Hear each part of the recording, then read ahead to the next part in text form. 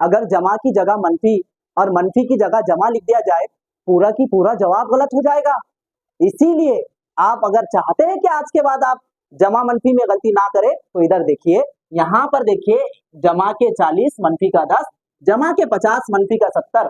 हमको ये नहीं देखना है कि कौन जमा का है कौन मनफी का है, हमको तो ये देखना है कि दोनों नंबर में से, दोनों अदद में से कोई एक मनफी का अदद है क्या। अगर मनफी का कोई एक अदद है तो सीधा सीधा मनफी कर दो।